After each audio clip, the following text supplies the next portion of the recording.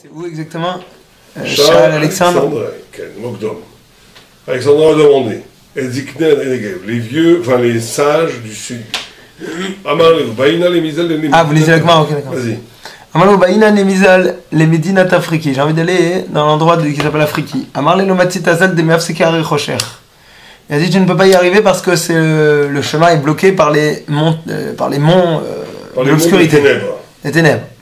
Amarle ou Lo Sagedelo Azilna Amtu Achi Meshailna Lechon. Est-ce que je vous ai demandé est-ce que j'y vais ou pas? Et la Maya Avid, Maya Avid, qu'est-ce que je dois faire pour y arriver? Je vais demander si je peux ou je peux pas quoi. Amoule Aïta Khamra Louba de Farche Behavra. Amen. Des ânes libyens. Des ânes libyens, des Farche Behavra, je sais pas ce que ça veut dire. Qui savent se marcher dans l'obscurité, en gros. Avadachi Vazal Mata, il a fait ainsi, il est arrivé là-bas, il est arrivé dans l'endroit qui était le royaume des femmes. Amalou Aïtouli. Les Amazones. Ouais. Amoule Aïtouli, Aïteli Nahama. Emmenez-moi du pain. Aïteli Nahama de Dava, il lui a envoyé un pain en or. Il lui a emmené un pain en or. Aptoura de Dava sur une table en or. Amalou Miach Lein chez Nahama de Dava. Est-ce que les gens ici mangent du pain en or? Amroulé et la Nahama Bayit, si c'était du pain normal que tu voulais. Lo Havana Hamad Be'artreer. De Shakilt Ve'atit Le'acha. T'avais pas de pain chez toi, que t'as eu besoin de te déplacer jusqu'ici. Qui nafak katav ababa de Mochoza, quand on est parti, il a écrit sur la porte de la ville. Anna Alexander Adjmogdon, moi Alexandre. Haïti Shatia Adeatit Ilimdinat Afriki, Dineshaya, Vialfe Ensami Eshaya, j'étais un imbécile, jusqu'à que j'arrive dans cet endroit d'Afriki et que j'ai pris conseil des femmes. Qui Shakil Vaate, quand il partait, Yativ Beaouma Yanaveka Achil Naama. Il est arrivé à côté d'un fleuve et il mangeait du pain. Avou Biyade Gilde Melouchim, il avait du poisson. Il n'a pas amené toute la Gemara, c'est marrant, c'est pas la première fois. Et la Gemara, il veut leur faire la guerre. Et les il leur dit dans tous les cas, tu perds. T'as rien à gagner à faire la guerre avec nous, parce que si tu nous gagnes, tu as gagné des femmes. Et c'est si super, on gagne la bataille, tu vas dire que tu es vaincu par une femme. Donc là, il est parti. Bon, vas-y. Avou Biyade Gilde Melouchim, il avait. Avant ça, voyons ce passage-là. Parce qu'après, c'est un autre passage sur le fleuve. Allez, regarde ce que dit le Maral. Les Mézal, les Médinat Afriki, dit le Maral. Daki Bemahar Azé Baleodi, Koach Alexander Smogdon, ou Meignelo. Dans ce Mahamar, on a expliqué la force d'Alexandre et qu'est-ce qui est son. Comment ça s'appelle? Et de quoi il en retourne? Quel est l'enjeu? Quel est l'enjeu qu'il y a ici d'Alexandre? Vas-y. שכל עניינו היה לשלוט בעולם לקצווי הארץ כמו שהגידו עליו ונודע עניינו. Que tout son concept était justement d'être cholette sur le monde entier, comme ils ont dit sur lui et comme on sait d'ailleurs à propos de lui. Velo ya davar ze mimenu b'mikra kara. Et cette chose-là n'était pas par hasard. She'en inyan hamelech ou bifrat melech comme Alexandrat Mogdon she'akatuv mesaper koach makrochuto b'mikra. Parce que bien évidemment un roi pareil, ce n'est pas quelque chose du hasard. אבל יד הדבר הזה שהיה שט בכל העולם מסוגל אליו מכוח מלכותו שהיה מושל בכל העולם שכבש כל העולם ומאחר שהיה שט לכבוש את העולם היה שט תמיד לדרום כמו שמבואר בכאן כי שם קצה העולם יותר. Et puisqu'il avançait sans arrêt pour aller conquérir le monde, eh bien il a aussi voyagé vers le sud, comme on voit ici. Parce que ce qu'il est écrit qu'il a demandé aux sages du Negev, parce que eux étaient au sud, et ça c'est l'extrémité du monde, c'est pour cela qu'il est allé vers le sud. Parce que l'endroit habitable est dans le nord, et le bout du monde, loin des habitations, c'est le sud. Pour cela qu'Alexandre va vers le sud. Parce que le darom aussi est en rapport avec la sagesse. Celui qui veut être intelligent va vers le sud. Celui qui veut la richesse va vers le nord. Et en comparaison, on sait que la menorah se trouve dans le sud, dans le temple, et le shulchan batsafon. Et le shulchan qui représente donc la richesse se retrouve dans le nord. C'est pour cela qu'il a demandé aux Zikne Negev des questions à propos de la sagesse. Continue. Continue. Ouais, on va expliquer. La Gemara elle continue Et elle dit Rak sheyesh hefresh. Rak sheyesh hefresh. Shelo karu otam chachmei Negev rak ziknei Negev. On voit qu'ici, on n'est pas appelé les sages du Negev, on les appelle les vieux du Negev. Qui est hefresh gadol yesh ben chachmei Eretz Yisrael ou ben ziknei Negev, parce qu'il y a une grande différence entre les sages d'Israël et les anciens du Negev. Qui chachmei Eretz Yisrael chochmatam mitzad ki Hashem yitbarach noten chochma lahem mipiv. Parce que les sages, la puissance qu'ils ont, c'est quoi? C'est que Dieu lui donne la sagesse à partir de lui. Qui witen chochma la chachamim comme shenatan l'shlomo v'shar amel chachamim. לכן נקראו חכמים, אבל אלו זקני נגב חוכמתן מפני חולשת החומר שהוא לשם. C'est par rapport à la faiblesse de la matérialité qui se trouve là-bas. שאין החומר כל כך גס ועב. La matérialité n'est pas si opaque et épaisse là-bas. לכן יש שם חוכמה יותר מפני חולשת החומר בלבדו. C'est pour cela qu'il y a aussi plus de sagesse là-bas par rapport à la faiblesse de la matérialité qui s'oppose. Moins donc. וזה שנקראו זקני הנגב כי הזקן יש בו חוכמה מפני חולשת החומר שבו. Parce que le vieux a justement cette sagesse de par la faiblesse de la matérialité. Par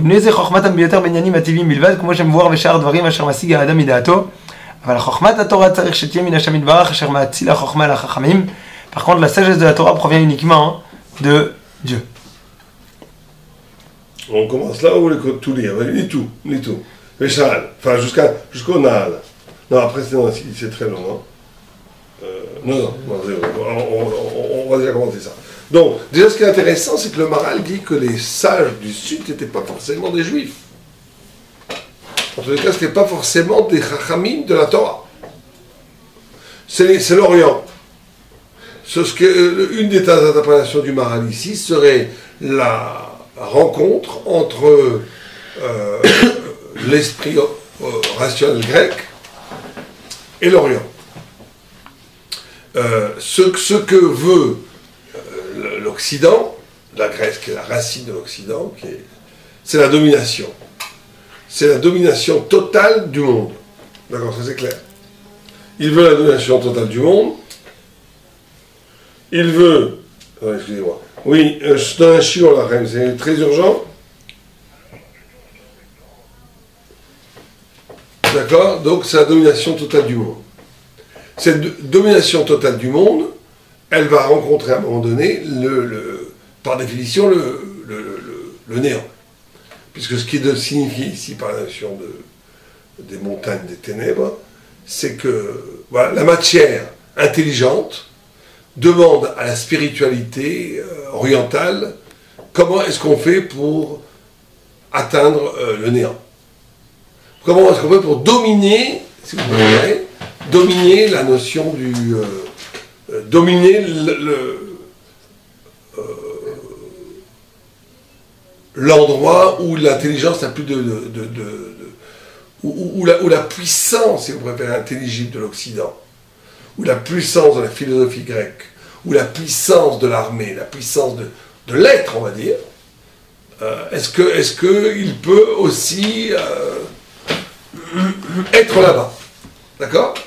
En d'autres termes, est-ce que, la grande question que je vous ai ici, parce que pourquoi la Torah interprète, si on prend l'interprétation du Maharal, ce n'est pas les sages d'Israël, c'est les sages de l'Orient.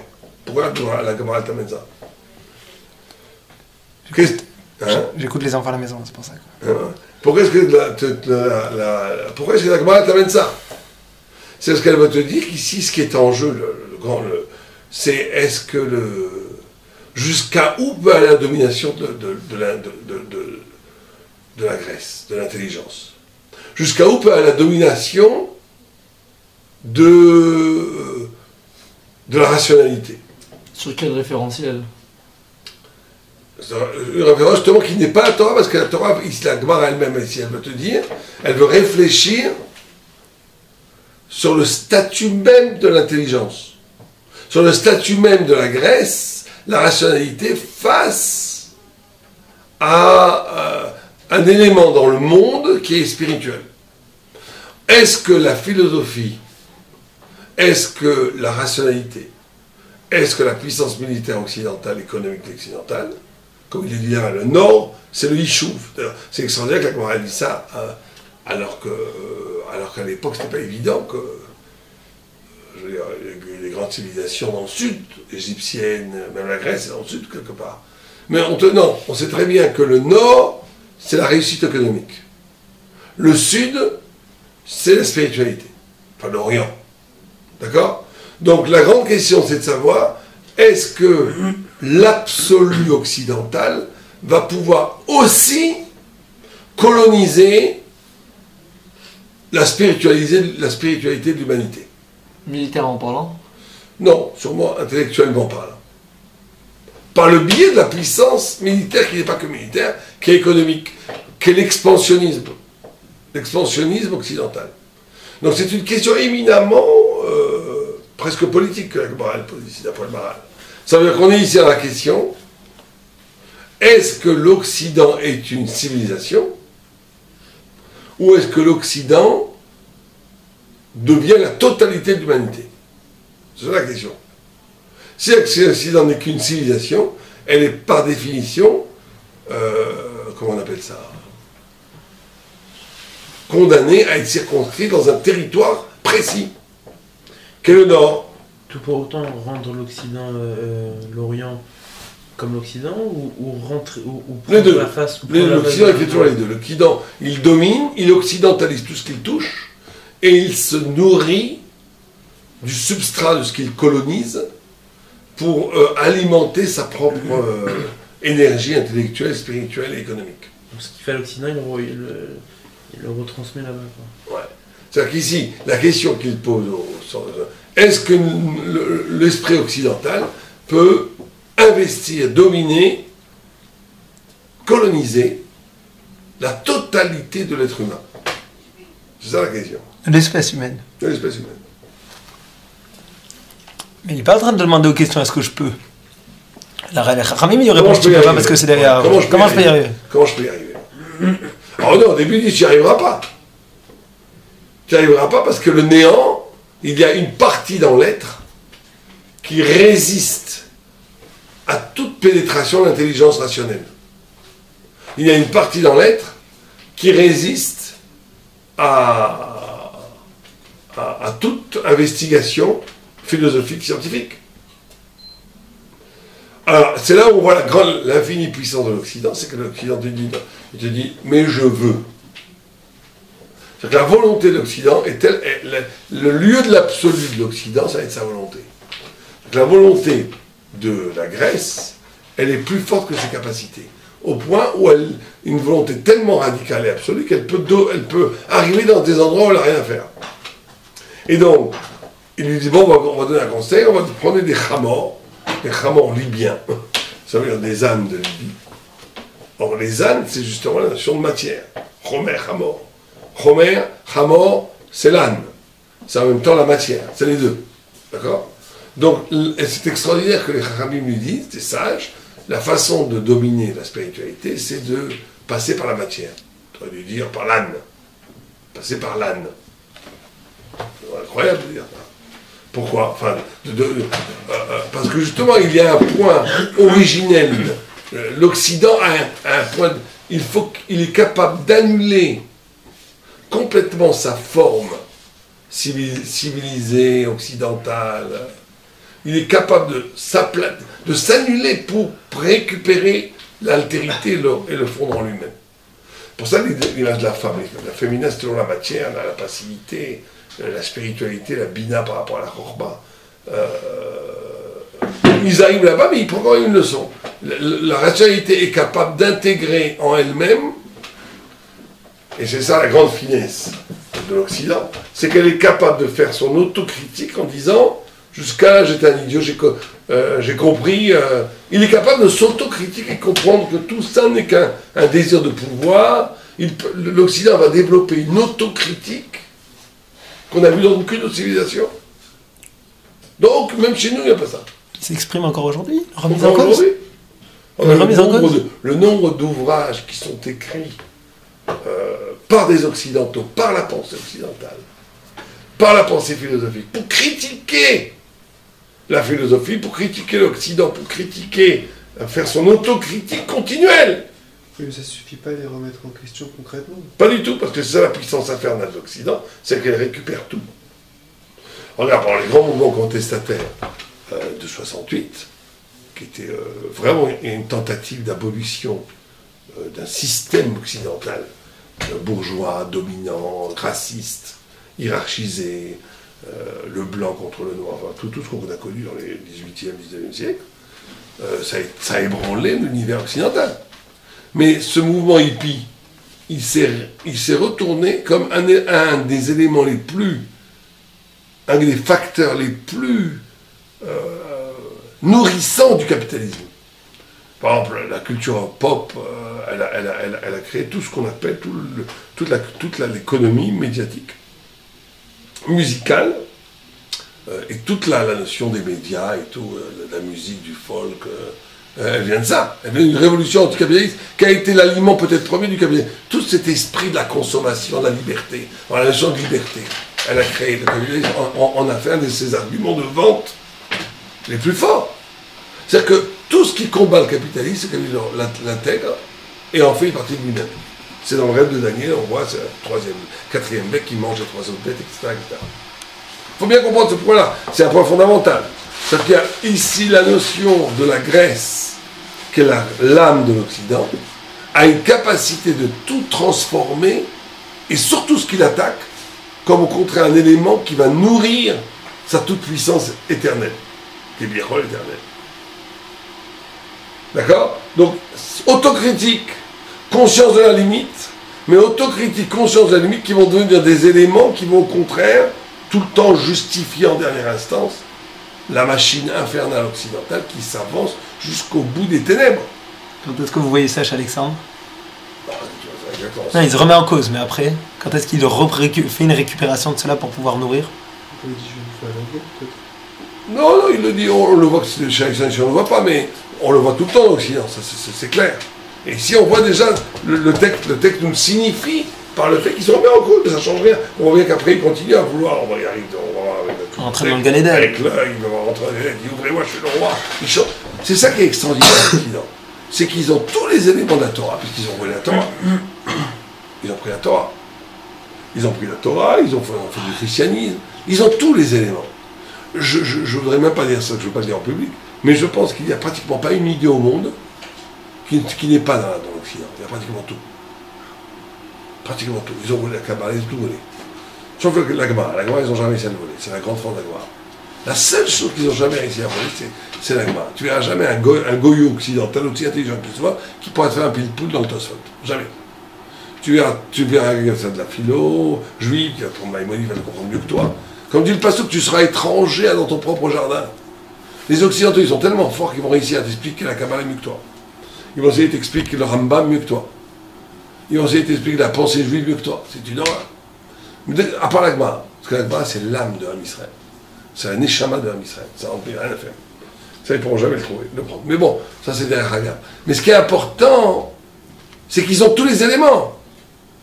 Mais qui n'en font absolument rien si ce n'est une continuelle énergie spirituelle, intellectuelle, pour alimenter l'absurde de la marche éternelle vers le progrès et l'accroissement du pouvoir économique, militaire de domination de l'Occident.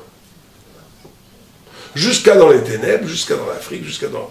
Alors ce que dit ici le Maharal, il dit qu'effectivement, l'Orient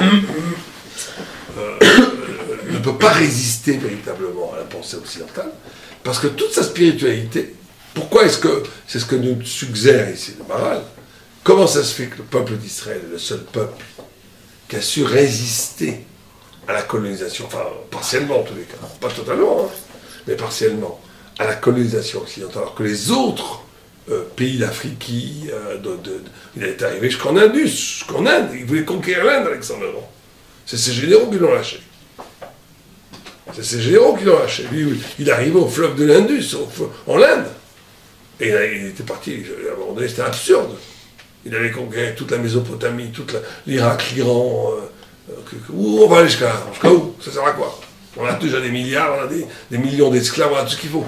Mais lui, il veut, c'est la nation du bout du monde, de totalité, encore une fois. La revendication d'absolu de l'Occident. Jusqu'à l'absurde, jusqu'à un non-sens, parce que c'est l'essence même de l'Occident, qu'il incarnait, que Alexandre le Grand incarnait dans sa personne, comme les grands hommes politiques occidentaux. Napoléon a incarné l'Occident à un moment donné, chacun à un moment donné incarne César, c'est comme ça. Ça se passe comme ça. Donc, l'Orient est supérieur spirituellement à l'Occident, parce que si l'Occident est le Ishuv et l'installation de l'homme, la matérialité, la puissance économique, le confort, la culture, la finesse des civilisations, tout ce que tu veux, c'est matériel, tout ça. Alors qu'en Orient, le désert, l'extrême sud, comme il en parle, c'est l'absence de toute représentation, c'est l'absence de la matière, et l'absence de la matière crée la spiritualité en essence. En fait, on dit zikner les vieux, parce que les vieux ont une possibilité de toucher à quelque chose qui est plus essentiel que les manifestations matérielles de l'homme. D'accord ? Alors les seuls qui échappent, c'est Torah Hashem. C'est que les Chochmei Israël, ils sont liés à une révélation, Mipi Hashem, comme il le dit, de la bouche de Dieu, qui les isole métaphysiquement du monde, et là, effectivement, Alexandre le Grand ne peut pas pénétrer. Et ça va être le sens de la suite du texte. Vas-y, continue. Ok. Alors, le Maral continue, il dit Veshal shir tselavo el medinat afriki. והשיבו לו, שלא יכל לפסקי הרי חושך. והשיב להם דלא סגל בלאו הכי שירצה ללך על כל פנים. ואמרו שיקח אליו חמרה לובה שהולך בחושך, שאין מיושב עליו דעתו על שום בריאה בחושך. כי האור מיישב דעת האדם. והחמור אשר אין בו דעת, כלל הוא הולך בחושך מפני שהוא חמור אין בו דעת. וחמרה לובה יותר נוטה לחומריות, ולכן זה הולך בחושך, וסימן לדבר, רק סיל בחושך הולך. C'est ce qu'on a dit. C'est-à-dire qu'il dit, pourquoi tu prends c'est quoi le symbole de ces ânes libyens, c'est que la seule chose qui peut te permettre d'accéder au néant spirituel, à ce qui est hors de la sphère occidentale intellectuelle, c'est la matière. La matière elle-même est capable, par son annulation de toute forme, de pénétrer les espaces spirituels. C'est incroyable de dire ça, mais c'est comme ça. C'est comme avec Bilam un peu. C'est comme avec Bilam, mais c'est surtout, tu regardes toute la philosophie extrême orientale, c'est quoi? Vous connaissez le Dogem? Non, vous ne connaissez pas. Vous avez bien fait de pas connaître. Toutes les philosophies du Zen et tout, c'est quoi? Si vous voulez la résumer en un mot, c'est quoi? Personne ne sait? C'est comme les bouddhistes et compagnie. Ouais. C'est l'annulation de ça. Non. La suprématie sur la matière? Non. Le contrôle, là? C'est l'annulation de l'intelligence. C'est que ça. C'est que si tu veux résumer tout leur grand pulpoline, c'est dire l'intelligence est trompeur, l'intelligence est égotique, l'intelligence résume l'homme à une idée de représentation qui l'empêche de vivre, qui l'empêche de goûter à l'instant, qui l'empêche de s'épanouir dans le moment, qui l'empêche de fusionner avec une feuille de chou. Comme ça, il dit, Dagen, il dit quand je cuis une feuille de chou, c'est un moment fabuleux. C'est extraordinaire. Réapprenez à vivre l'instant. Il y a des choses intéressantes. Il y a des choses que de vivre. Alors, grand leitmotiv, c'est de dire tu ne vis pas l'instant. Ton intelligence te projette. L'intelligence étant toujours projetée dans un référentiel du passé et dans une projection du futur, il te fait toujours, tu es toujours dans une extrême tension du souvenir et du projet. Donc tu ne vis pas, tu es un mort vivant. Parce que tu ne vis jamais l'instant totalement. Puisque ton intelligence te projette vers des choses qui t'empêchent de vivre l'instant. Regarde la feuille de chou que tu cuis, je cite le texte. Apprends à mesurer, à oublier ton intelligence. C'est que ça. D'accord?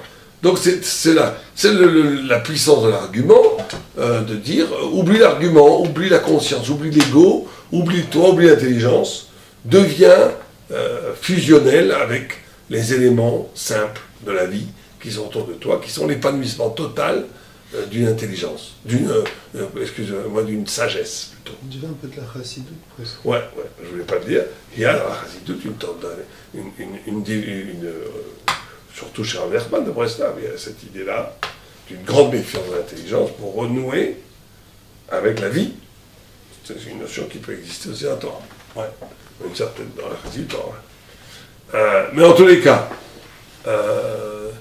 donc c'est ça que je dis. Regardez que la finesse du texte.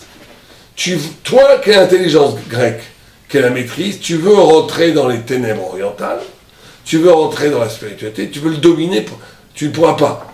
Tu ne pourras pas, c'est contre ton essence. Tu veux y arriver, tu es obligé d'apprendre à être un âne libyen. Un âne libyen, c'est-à-dire tu es obligé d'annuler toute réflexion. Annule ton date. Annule ton date. Si tu annules ton date, tu as des chances d'y arriver. Et ce que fait Alexandre.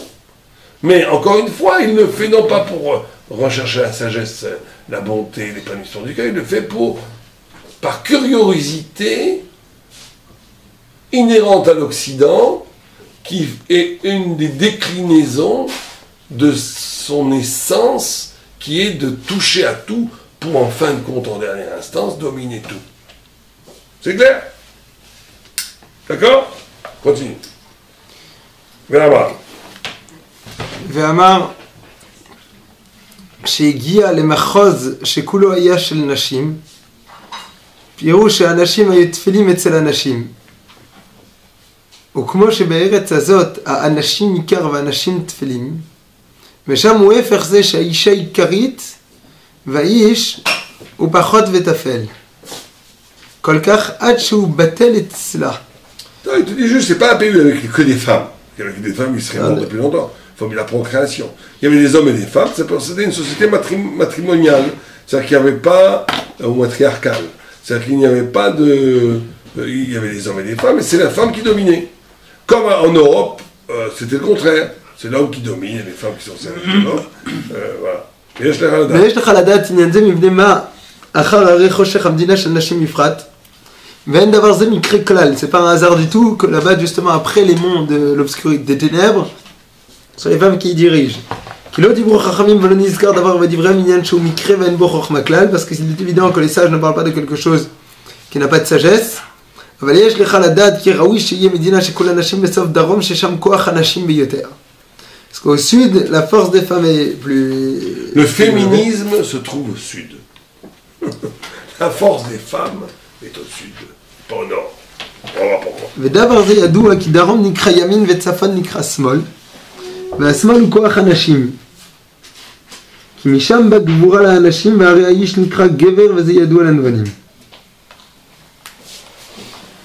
Parce que le Darom, donc le sud est appelé droite, le nord est appelé gauche, et la gauche c'est la force des hommes, parce que c'est de là-bas que vient la puissance, la force quoi. La Gvura. La Gvura.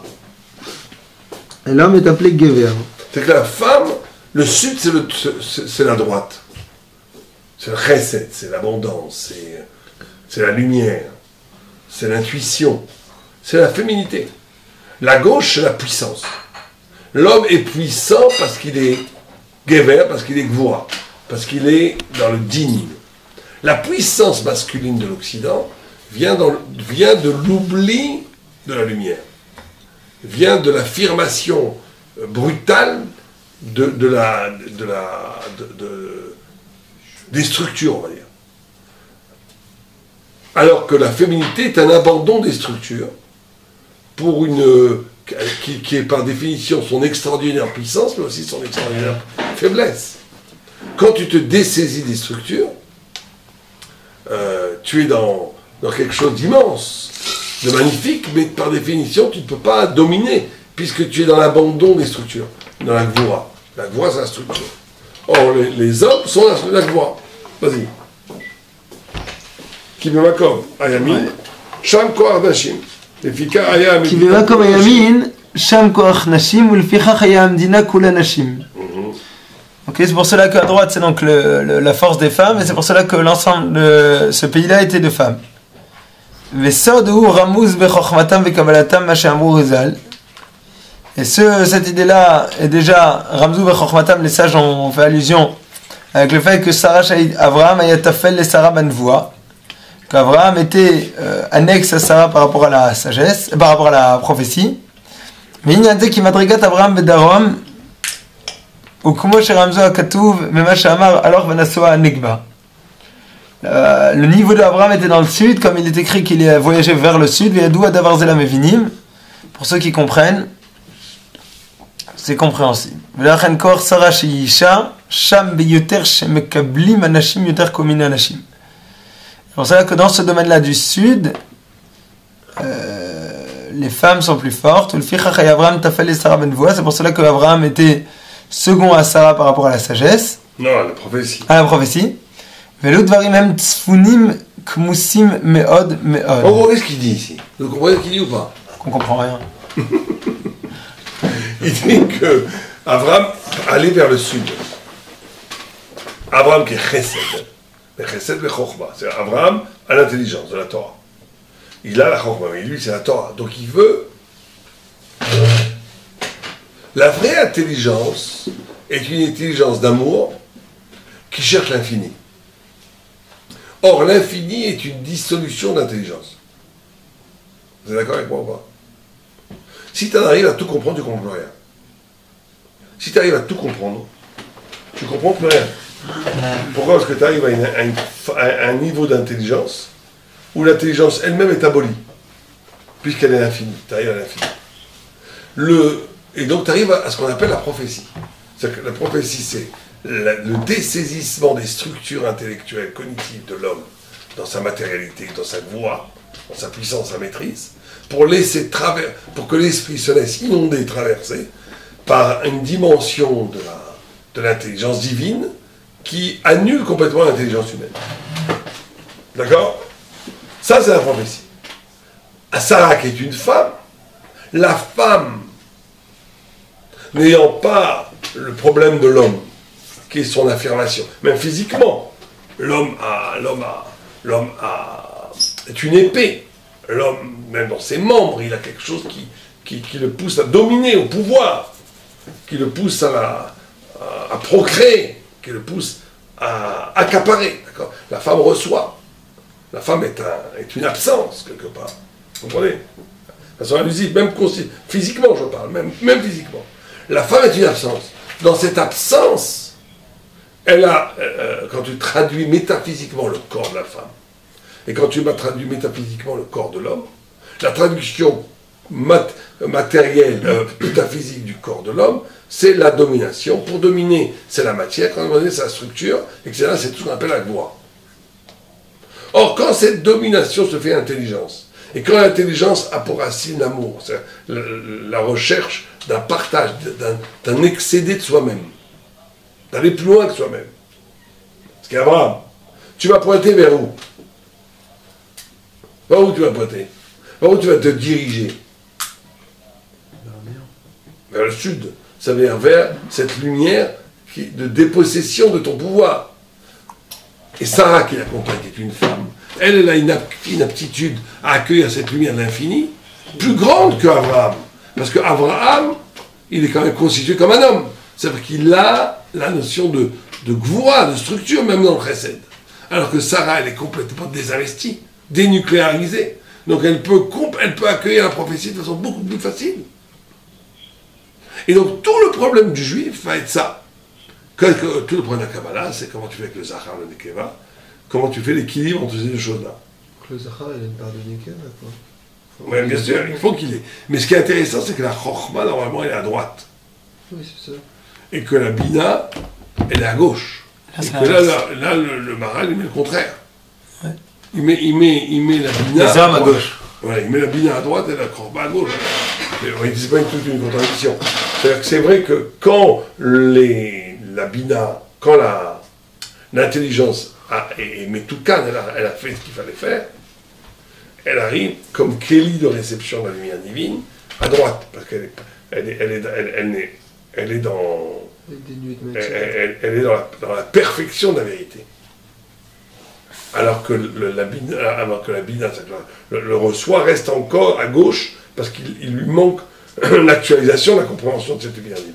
Mais dans la recherche, dans la capacité intrinsèque, il y a une évidence divine dans la femme qu'il n'y a pas chez l'homme. Il y a une évidence du divin chez la femme qu'il n'y a pas chez l'homme. L'évidence de Dieu, lui, est à droite. C'est-à-dire qu'il est droite au terme de cette lumière infinie.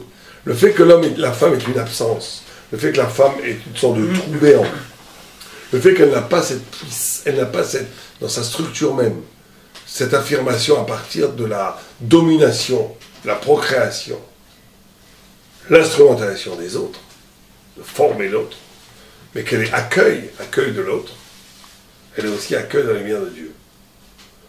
Métaphysiquement, si vous comprenez. D'accord? Donc, c'est pour ça qu'Abraham, Sarah a plus de prophétie qu'Abraham. Et donc, tout le problème du juif va être comment, en gros, de façon très schématique, parce qu'on n'a pas le temps, mais l'Occident a pris pour lui la Gvoura. C'est très simple. L'Orient, c'est chez les Goïs, je parle maintenant. L'Orient a pris la Dvouda, c'est-à-dire la Bida. C'est-à-dire que l'Orient, ontologiquement, parce qu'aujourd'hui il n'y a plus d'Orient, tout est mélangé, mais de façon fondamentale, ne pas avoir peur de perdre son identité, parce qu'il n'y a pas d'identité, parce que tout est Dieu. C'est quand on arrive à l'extrême, dans les religions extrêmes orientales, tout est Dieu, il n'y a plus rien. Tout est tous les âmes, pour ça qu'il y a l'idolâtrie partout, parce que tout est divin, et la rationalité la Gvoura est une illusion. D'accord? L'Occident, en face, schématiquement, c'est le contraire. Toutes ces spiritualités, c'est de la fable. Business is business. Le plus important, c'est de construire des immeubles, des routes, des avions, faire traduire le monde en structure. Voix. D'accord? Donc choisis ton camp. Le peuple d'Israël ne choisit pas son camp. C'est comme c'est la Torah, et qu'il y a tout dans la Torah. Il te dit, les deux sont d'une dynamique absolument essentielle. On est obligé, et c'est une au lieu de faire des avions ou de commencer à planer en d'ange, le peuple juif, il est dans la Torah, donc il a dépassé tout ça. Mais comment il unit ces deux comment tu unis ça? Comment tu fais pour unir ça? Vous avez une idée ou pas? Comment tu unis la Bida et la Chorma? Comment tu unis la droite, qui est l'intelligence liée à l'infini, et le respect de ta structure? En dévoilant dans la structure, mais... On dévoile, oh, très bien, on dévoile. Mettre l'intelligence au service de la structure, non? Les deux. C'est l'infini, l'intelligence. C'est-à-dire que le respect d'une forme, le respect d'une singularité, le fait que chaque personne est un guéver, on va dire, comme ça pour dire, ouais, et que ce guéver est témoin de l'infini, et que ce témoignage va donner à l'infini une partie, une structure tout à fait spéciale. L'intelligence de Rabbi Yochanan, c'est pas celle de Rabbi Ishmael. Rabbi Ishmael, c'est pas celle de Rabbi Akiva. Rabbi Akiva, c'est pas celle de Rabbi Shimon. Ça, c'est quoi? Ah, mais pourtant, ils se nourrissent tous de l'infinie intelligence. Ce que le génie de la Torah, c'est de rendre la Bina, Chochma et la Chochma Bina. C'est pour ça que la Chochma, elle se trouve à droite. Parce qu'à un moment donné, la pensée de Rabbi Akiva, qui est complètement dans la forme de la Gvoura de Rabbi Akiva, qui normalement devrait être à gauche, passe à droite, parce qu'elle est le témoin le plus radical de la lumière de l'infini. Plus que la lumière de l'infini qui serait neutre, comme en Orient. Comprenez? C'est-à-dire qu'à un moment donné, tu dois toi-même être le témoin de l'infinie lumière de Dieu, par ta spécificité. Ça lui donne une autre éclat, quoi. Hein? Lui donne un éclat qu'elle n'a pas. Lui donne un éclat, mais surtout tu lui donnes une forme. Par l'intelligence qui a été... Par l'intelligence. C'est-à-dire que l'intelligence n'est plus un obstacle. C'est ça le génie d'Israël, c'est que l'intelligence ne devient plus un écran à l'infini de lumière divine, mais on devient au contraire le réceptacle. Donc ça demande, on devient la possibilité presque miraculeuse de pouvoir dire une pensée articulée qui ne fasse pas l'écran de ce qui est plus profond que la pensée, plus profond que toute articulation. C'est le propre de l'étude de la Torah. C'est pas un peu ce qu'on avait dit sur un marloquet dans le Talmud d'Arna et Bethshem et Beth Hillel? Sur le Talmud d'Arna et la marloquet, est-ce qu'on doit prendre la lumière divine telle qu'elle est? ou l'adapter. Non, à parce que la même Rabbi situation Ishmael, même Rabbi Eliezer, il articule. Non, là-bas c'était de l'intelligence pure, ici on est dans la mystique. Est-ce que tu peux intégrer dans une pensée talmudique une dimension de méditation? C'est ça la question pour nous au niveau du Moussar. Les très grands Talmidei Chachamim, quand ils arrivent à leur chidouche, ils sont en train de méditer, je me t'ai remarqué. Ils sont dans une méditation. C'est-à-dire qu'ils sont dans une... Ils sentent à un moment donné que le point culminant de leur pensée, c'est une jonction avec Dieu, avec l'éternité. Ils se balancent. Ils sentent que c'est pas complètement d'eux. Que quelque part, c'est plus aucun rapport avec eux. Quand tu arrives à ce point-là de l'étude, c'est là où tu sais que tu as commencé vraiment à étudier à toi. C'est-à-dire que tu arrives au début avec des pilpoulim, avec des raisonnements, avec des couchottes, avec des styrotes, avec des tiroutsim, avec tout ce que tu veux. À un moment donné, tu arrives, qu'est-ce que le texte me dit vraiment? Qu'est-ce que je peux dire? Qu'est-ce que je peux faire dire du texte? Tu donnes ton sfara, ton idée qui résout tous les problèmes. Et là, tu rencontres un lieu où l'articulation très sophistiquée de la pensée, de la voix, est le lieu même où se révèle l'infinie vérité divine, qui est plat, qui n'est plus du tout, qui devient simple, qui est d'une simplicité lumineuse. Les meilleurs cours de Gemara, c'est quand c'est très compliqué au début et que c'est très simple à la fin. C'est les vrais cours. Quand ça reste compliqué à la fin, c'est mauvais. Quand il avait des complications, à la fin, ça reste encore compliqué. Tu dis, bon, là, il a fait du pile poule. Mais quand c'est très compliqué au début, parce que tu te mesures avec la vérité du problème, tu ne fuis pas. Il y a une bouche ici, une stira ici, ça ne va pas du tout là, et qu'est-ce qu'on fait là? Et là, il disait, l'autre soit arrangé qui comme ça, là-bas, il dit le contraire. Tous les problèmes, pas d'accord. Après, tu dis, mais tout ça, ça n'est qu'une structure pour arriver à un point fondamental de vérité qui est abolit toutes les contradictions, qui met chaque chose à sa place, dans une simplicité extraordinaire. Tout devient classe de chat. Il n'y a plus de problème. Et là, ce point de clarté, c'est un point de fusion avec l'intelligence divine, qui donc les deux, à ce moment-là, les deux se retrouvent. C'est-à-dire que l'intelligence divine recadre la voix, la structure, et la structure. La femme ne pourra jamais arriver à ce niveau-là. Comment? La femme ne pourra jamais atteindre cette révélation de... Dans la femme, il y a toujours la voix, et dans l'homme, il y a de la... Non, mais c'est-à-dire dans le... La féminité absolue, non, elle est dans l'accès de la divinité infinie par l'absence de la structure. Donc elle ne pourra jamais arriver à ce... Jamais. Mais l'homme non plus ne pourra jamais arriver. Si tu prends l'homme au niveau catégorial, l'homme, il ne voit que la structure. Il est complètement sourd à l'infini. D'accord? Donc les deux. C'est ça qu'il te dit.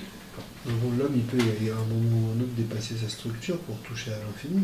Exactement, ça C'est la mine. C'est ce qu'on te dit, c'est ça qu'il faut. Mais c'est pas de dépasser un structure pour toucher à l'infini. Ça, c'est trop vague.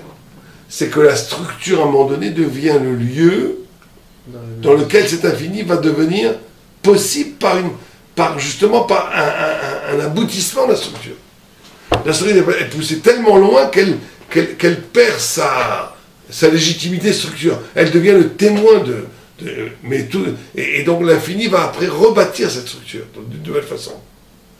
C'est ça l'étude de la Torah. La vraie étude de la Torah, c'est ça. D'accord, vas-y, continue.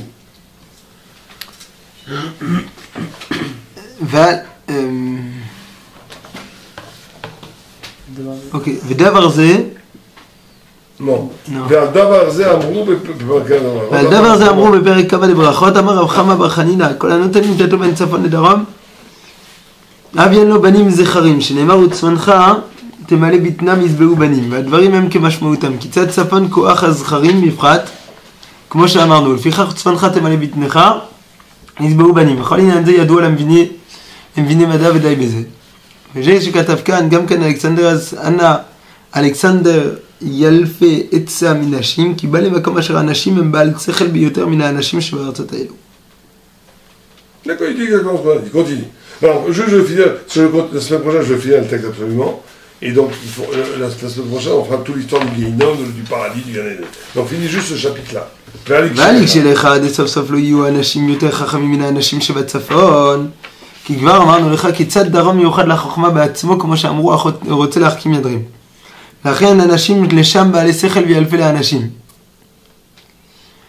ורמזו על אלכסנדרסקי מעשיו מה שהיה שד בכל העולם הוא יוצא מסדר ומטבע האדם. ולכך נתנו אליו לחם של דאבה כאשר אמר להם וכי אוכלים לכם כזה בארצכם ולא שלא כטבע הוא. והשיבו וכי אין לכם בארצכם שבאת לכאן ולכן דבר זה שבאת הנה גם כן הוא שלא כטבע. כי לאדם שהוא שלא כטבע יאמר שהיא פרנסתו אשר עליו יהיה גם כן שלא כטבע. לכן אמר דיאליף יצא מנשים. לכן מה דספסקי הרי החושר ואנשים המאחורי הרי החושר גם זה ידנו במקרה גם כן. רק מפני שהעולם הזה אשר בו האנשים קרי יש לך סוף בהיעדר במקום ההוא. ולכך ראוי שיהיה שם הרי החושך שהחושך הוא ההיעדר המציאות ואחר. הרי החושך כאילו שם הוויה לעולם חדש היא... Ok, tout ce qu'on a dit là. C'est exactement ce qu'on a dit. Ok, on arrête là. Alors, on reprendra la semaine prochaine sur cette notion du Gan Eden et du Guéhinom et de cette notion du fleuve et de l'œil qui n'est jamais rassasié. Hein, on finira le texte.